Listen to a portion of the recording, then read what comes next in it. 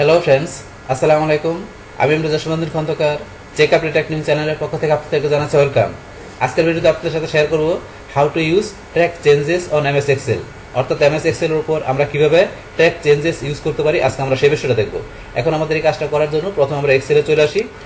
Excel আসার পরে আমরা কি বলছি, এখান থেকে আমাদের এই ওয়ার্কবুকটা যখন আমরা শেয়ার করব আমাদের ইউজারের কাছে, তো সেই ক্ষেত্রে আমাদের ইউজাররা যদি কোনো কিছু এডিট করে, তো সেই ক্ষেত্রে আমরা যদি এখান থেকে যে এডিট করার পরে সেটা যদি আমরা এখান থেকে কি করতে পারি, আমরা এই ট্র্যাক চেঞ্জের মাধ্যমে ইচ্ছা করলে সেটাকে আমরা যদি অ্যাকসেপ্ট করতে চাই তাহলে সেই এডিটগুলো আমরা অ্যাকসেপ্ট করতে পারি। আবার যদি চাই যে সেগুলো এডিট করার পর আমরা রিজেক্ট করে দিব, তো সে রিজেক্টটা করতে পারি।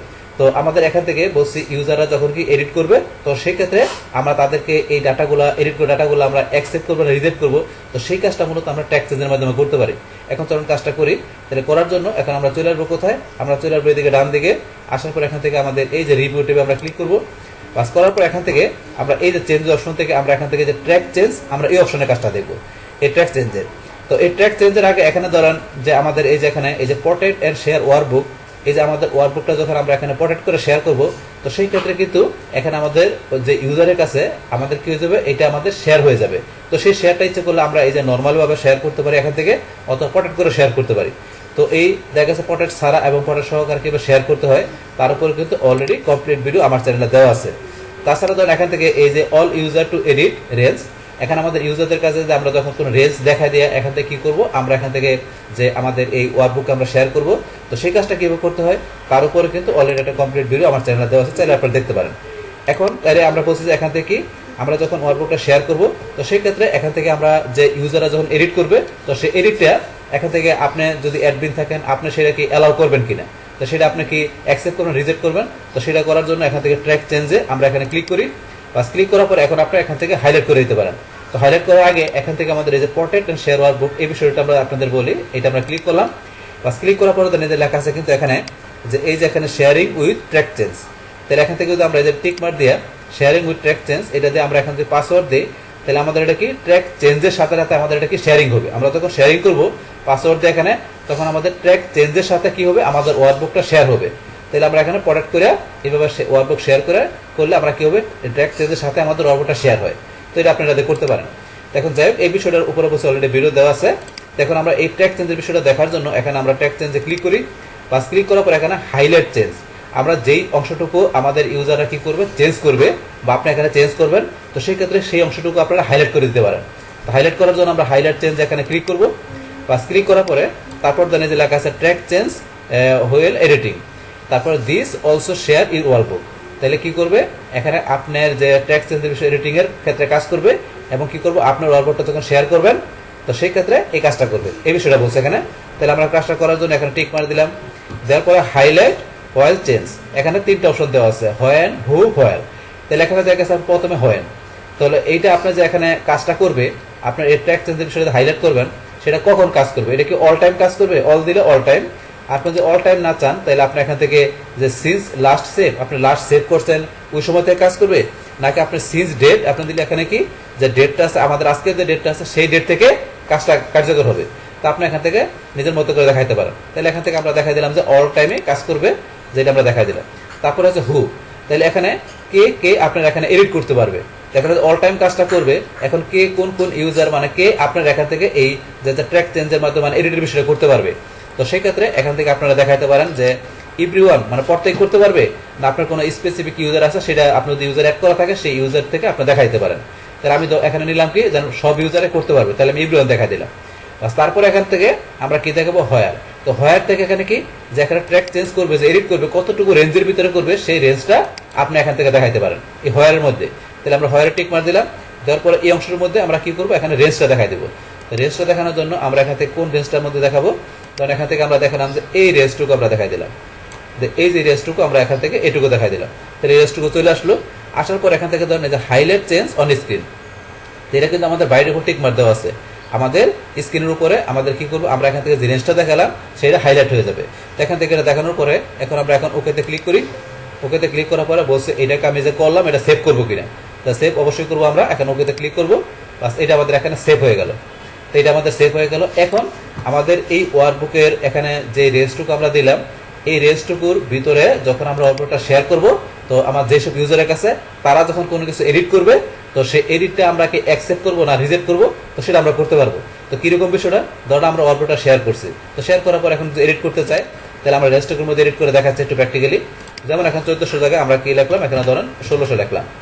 তাহলে 1600 লেখার পরে ধরেন এই যে লেখার সাথে সাথে কিন্তু এখানে ধরেন এটাই চলে আসছে, এই যে এরকম চলে আসছে, এরকম চলে আসছে এটা।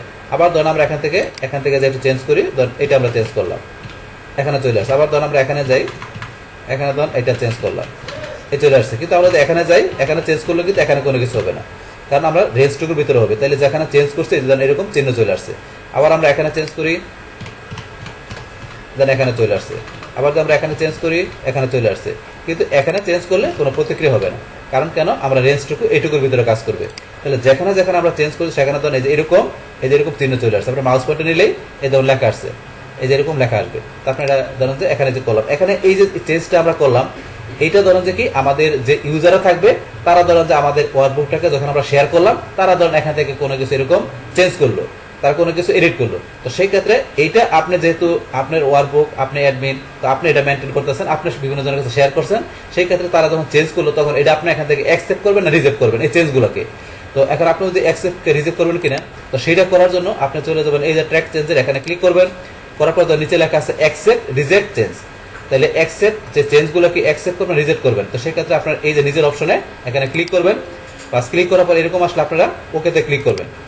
বাস ওকেতে ক্লিক করার পরে এখানে ধরুন আমরা এই যে অপশনগুলো যেগুলো দেওয়া আছে এগুলো এইভাবে থাকবে।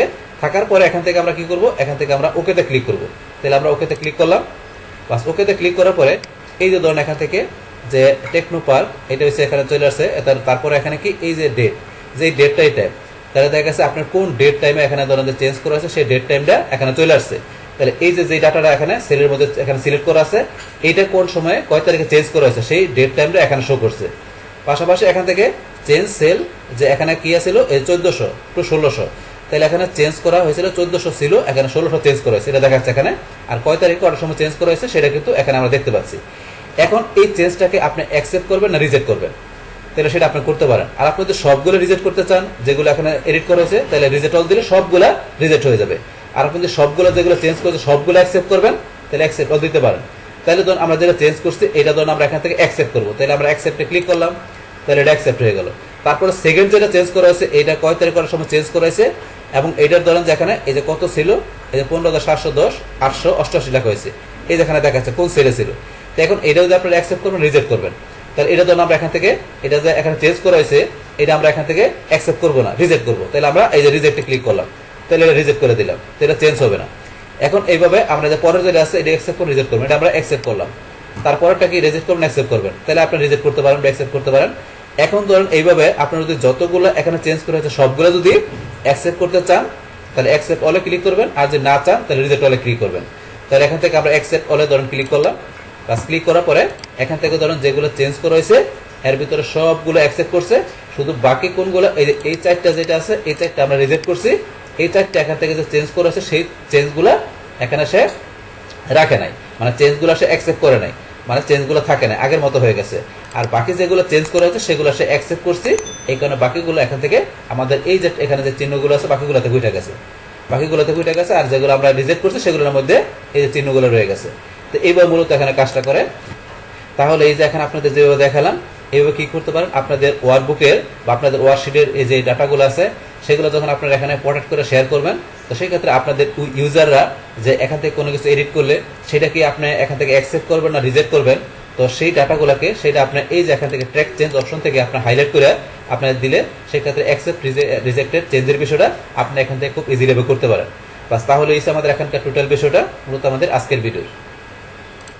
ডিয়ার ফ্রেন্ডস, আমার আজকের এই how to use track change on MS Excel এই ভিডিও যদি আপনাদের কাছে ভালো লেগে থাকে কিংবা এই ভিডিও থেকে আপনারা কিছু শিখে থাকেন, উপকৃত হয়ে থাকেন, তাহলে আমার এই জেক আপডেট টেকনিক চ্যানেলটি আপনারা সাবস্ক্রাইব করবেন, লাইক করবেন, কমেন্ট করবেন এবং সবার সাথে শেয়ার করবেন। Thanks everybody.